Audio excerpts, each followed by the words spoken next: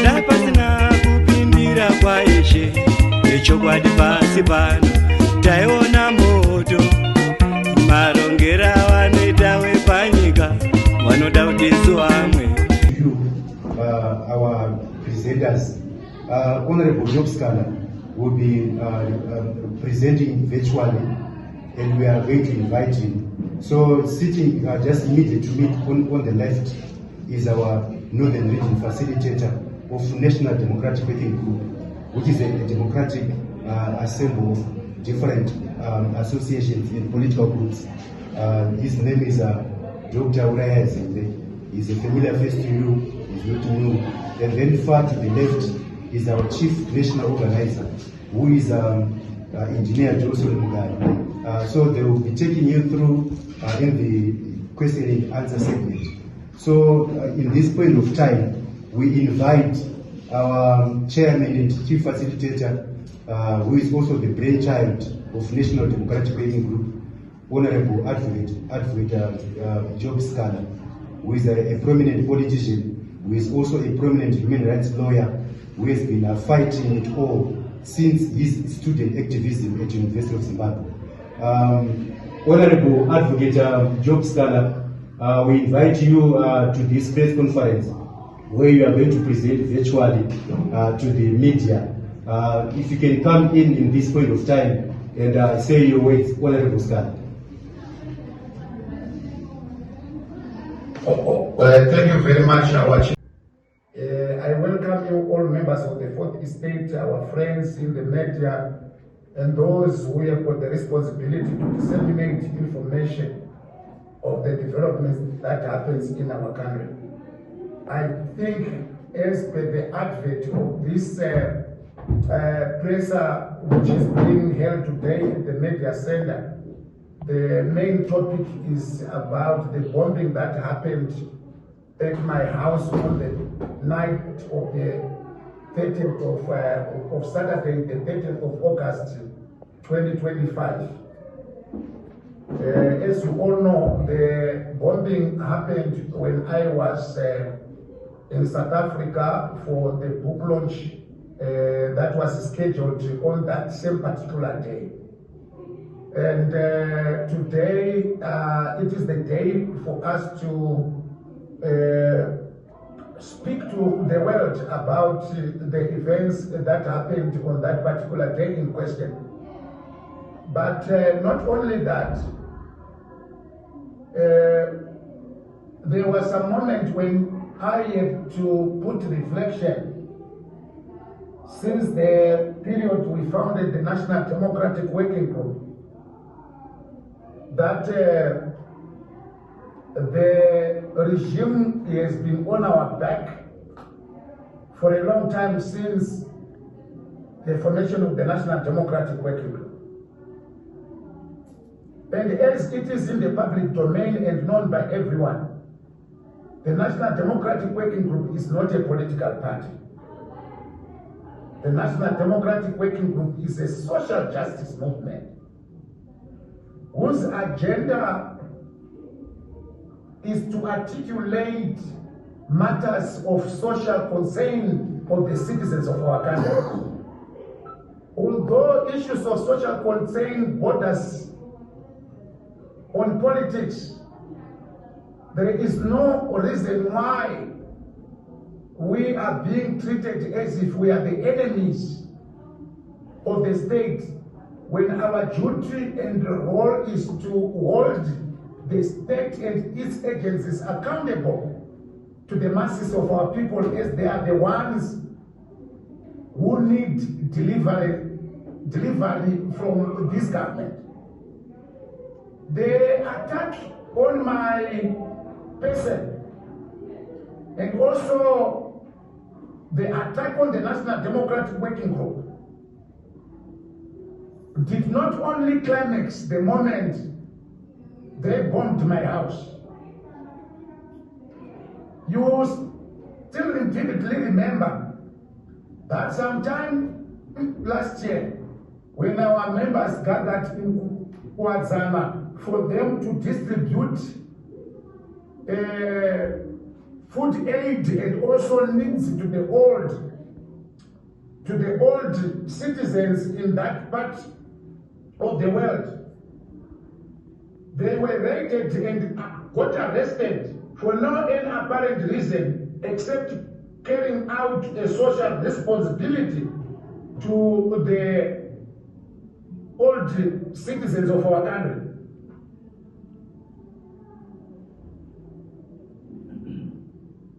Not only that, you remember that when we played in Mutare on the 18th of February this year, we were raided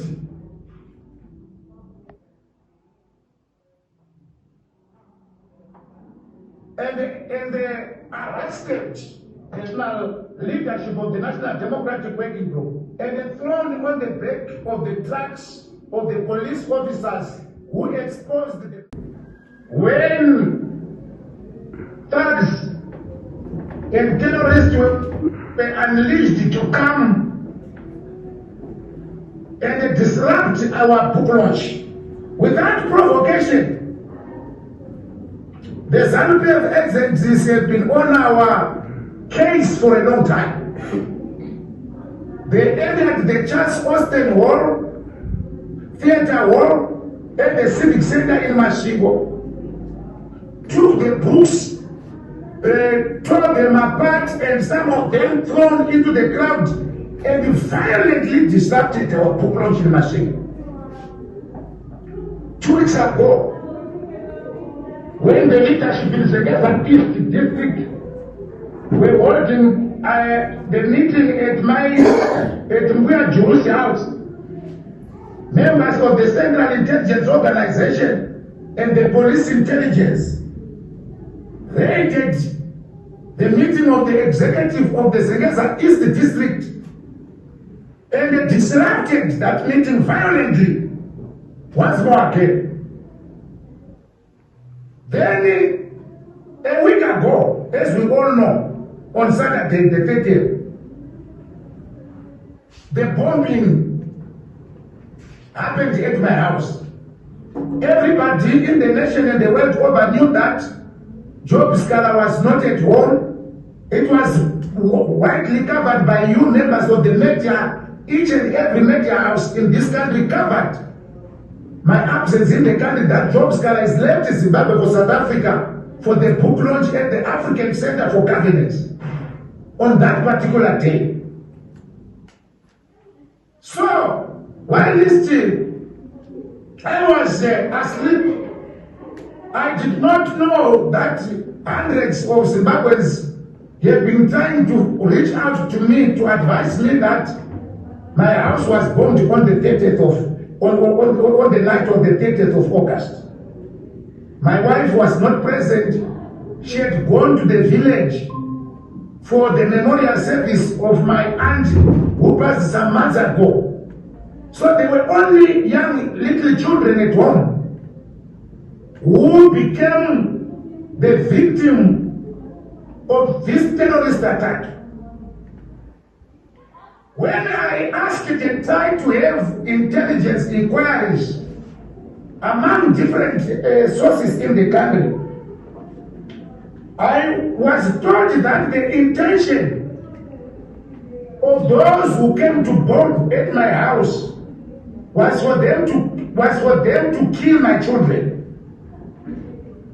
Why they wanted to kill my children is that their agenda was to inflict fear into my person, that if they could have killed my children, I would have become frightened to come back to Zimbabwe, saying that if they could have killed my children, they would also kill myself. Thank you very much, event chair, the national spokesperson of the National Democratic Working Group, a media guru, Isaiah Ndawana.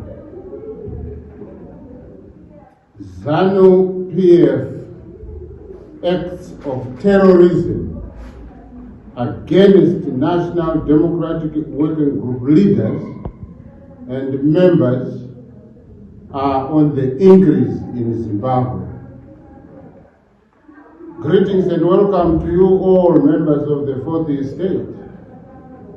Today's press conference is being held soon after the NDWG family had just suffered a traumatic experience of a barbaric, dastardly act of ZANU-PF terrorist bombing of the Harare home house of the chairman and chief facilitator advocate Job Sikhala on 30 August 2025 at 0100 hours. The target of the ZANU-PF terrorist bombing was to kill,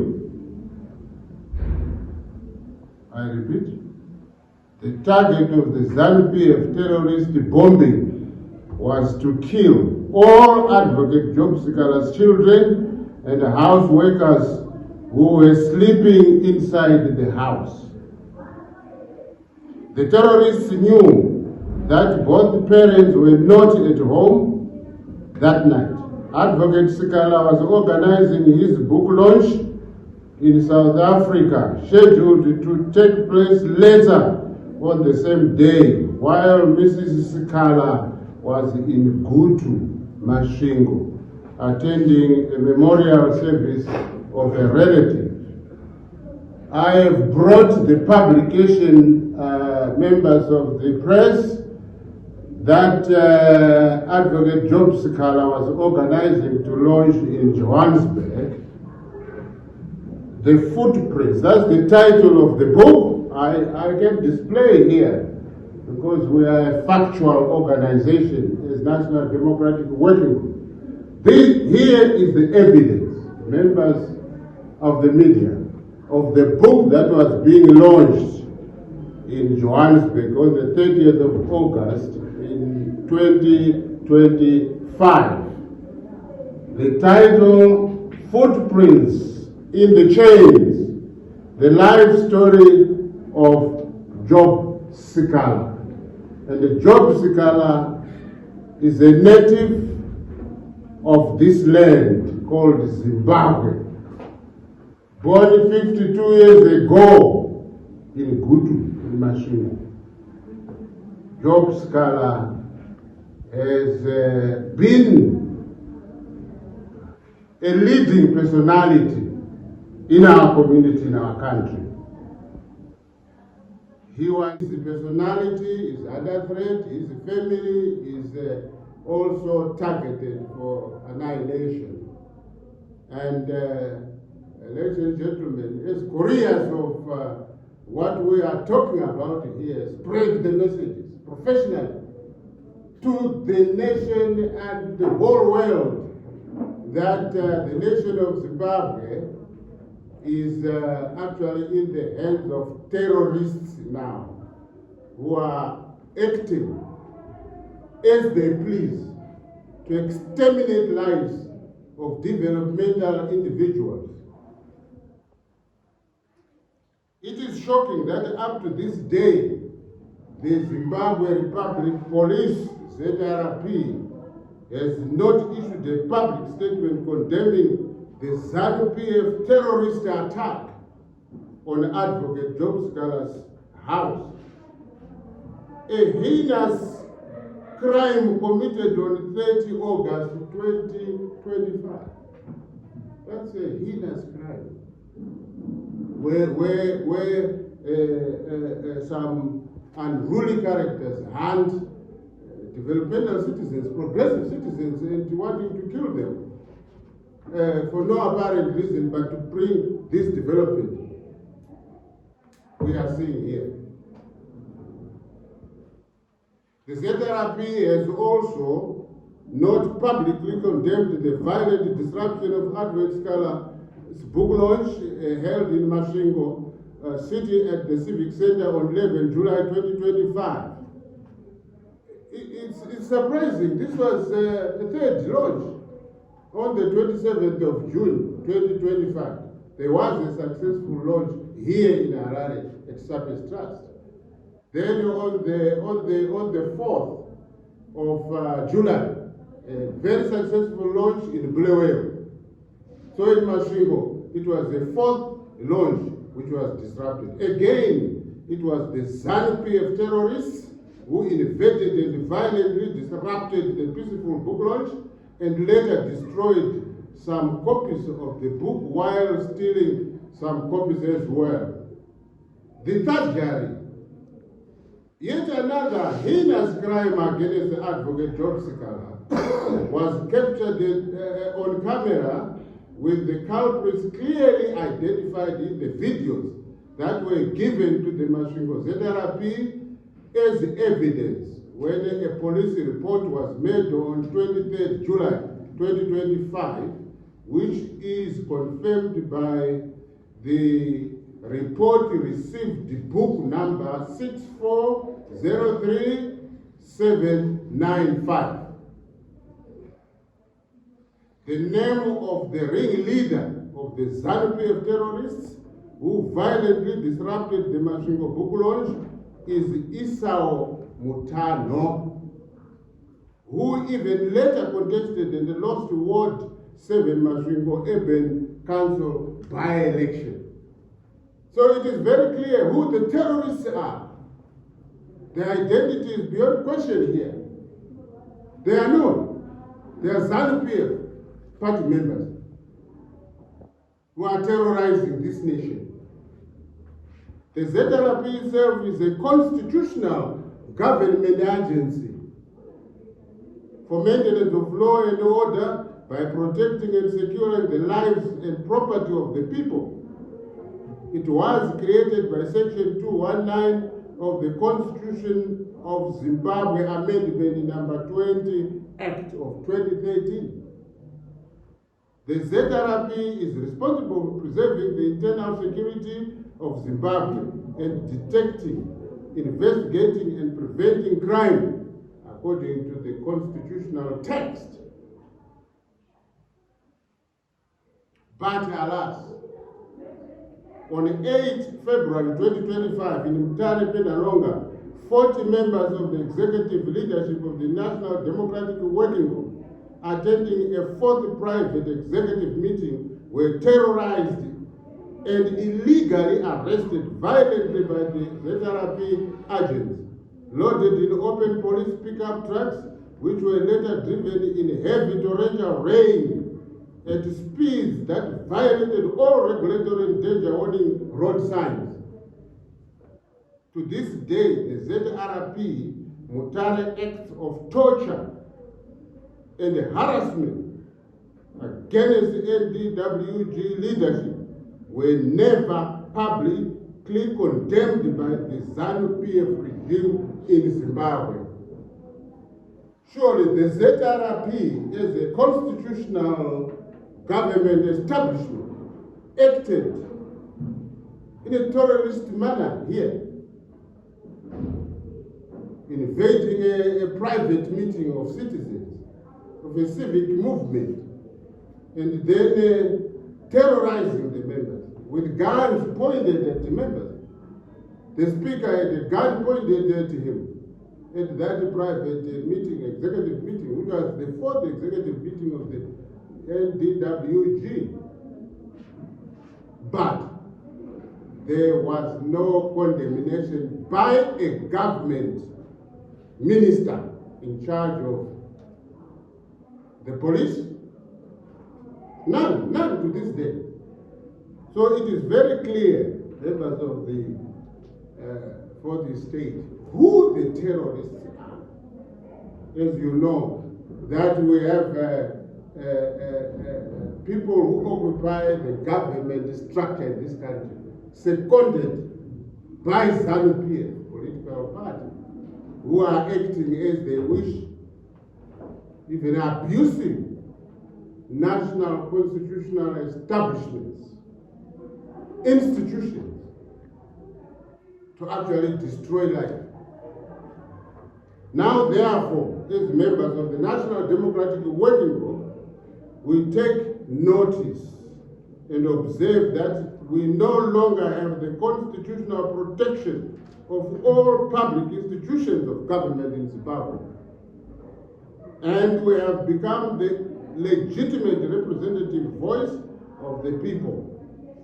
In our country, we wish to alert the nation of Zimbabwe to take precautions by crafting peaceful schemes of local self-defense against increasing violent acts of ZANU-PF terrorism. Peace, self-defense mechanisms of the Zimbabwean masses will always triumph over wicked terrorism by all minority negative forces of evil and darkness in our land. Because what the majority decide becomes the most powerful actions. And our people are a peaceful people.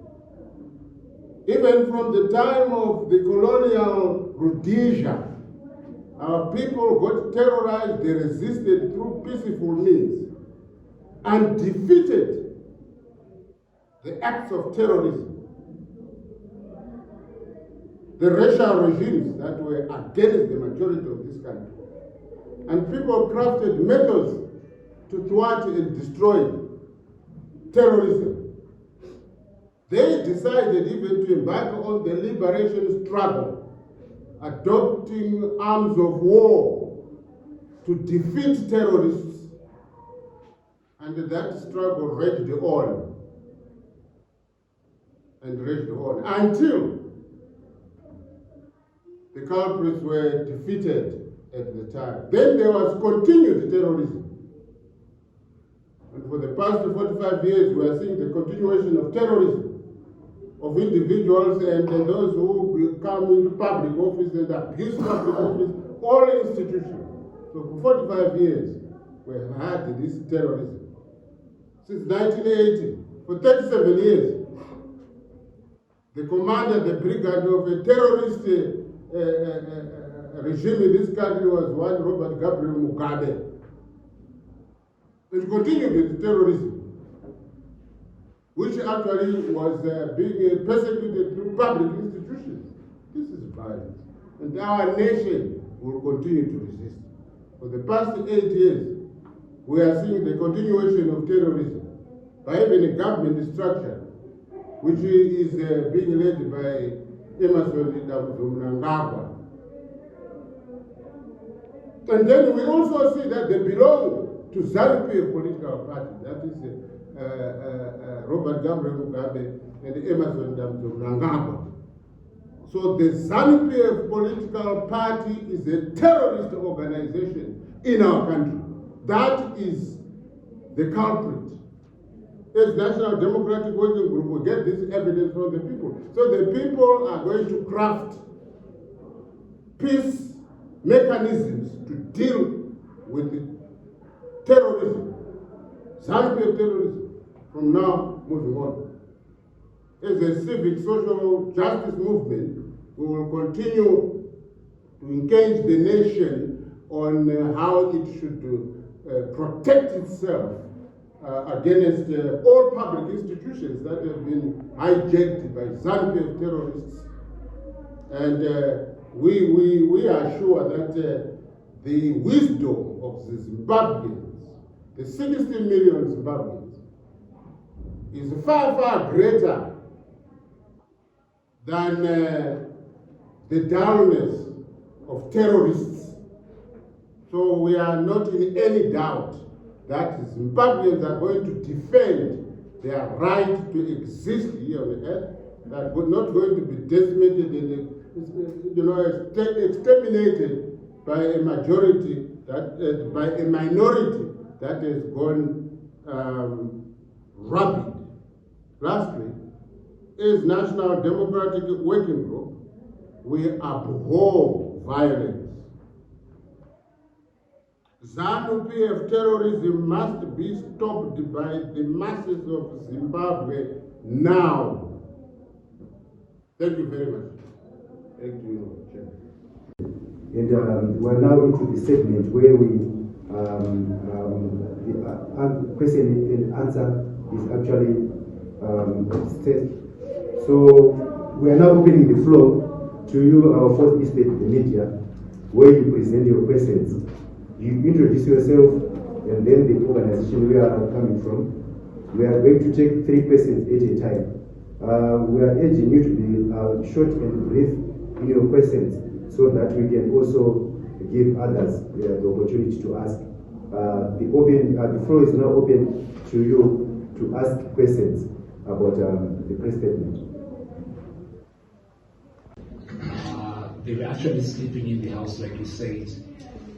Maybe would you be interested to tell us how they extend such a heinous act, which was intended to extend their lives?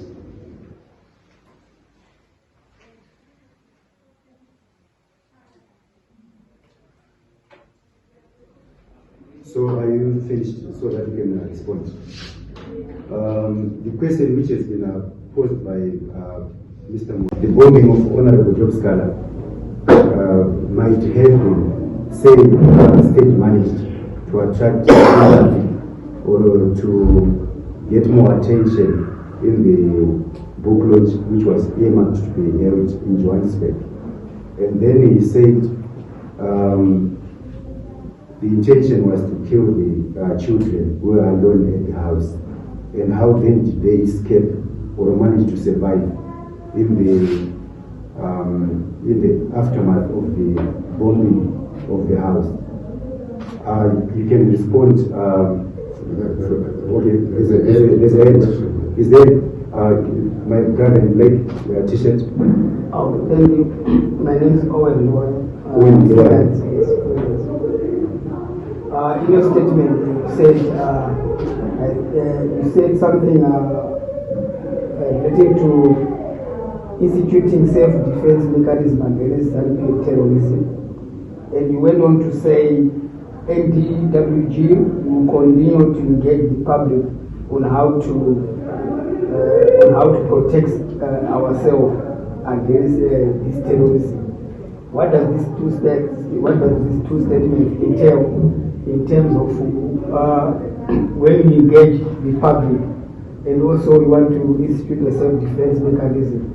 What is the end game? Are you a pressure group that is going to just advocate for self-defense against terrorism, or we are going to have a political answer to this question?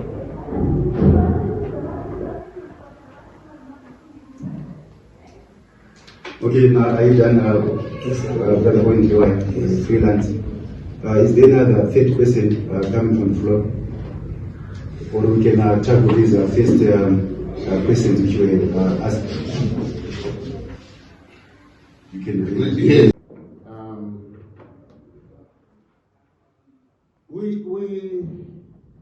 Advocate Sikhala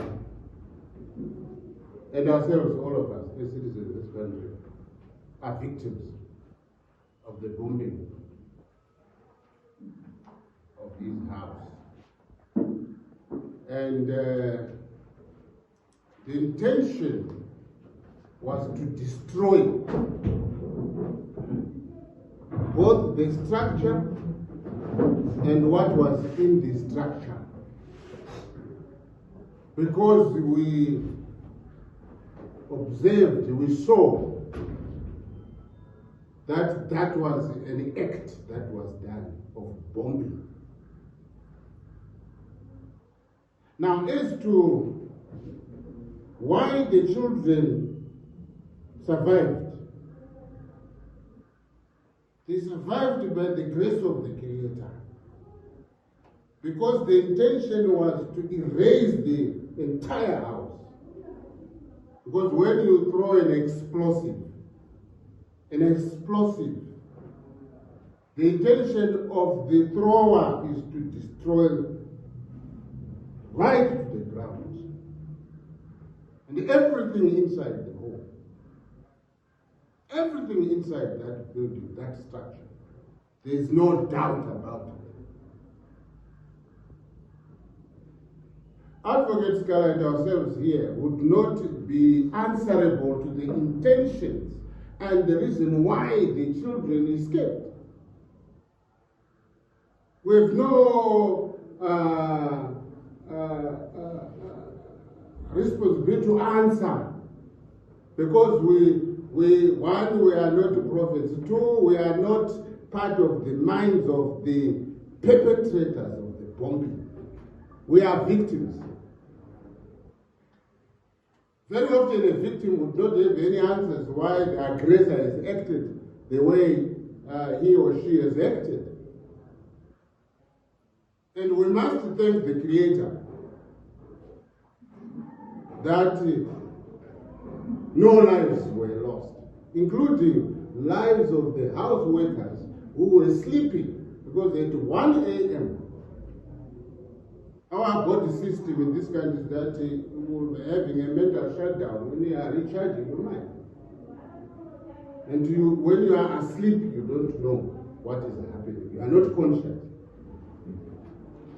So it would be actually inflicting more injury for us to say, Advocate Sikhala, can you tell us why your children survived? Advocate Sikhala, why? I mean, these questions. No, the question was not why, it was how. Okay, yes. All I'm saying, I'm responding to the question itself. And how, because the children were asleep, they never took any action to defend themselves or to escape. None of them escaped. They were in their rooms, but the structure was shattered. You saw the rooms.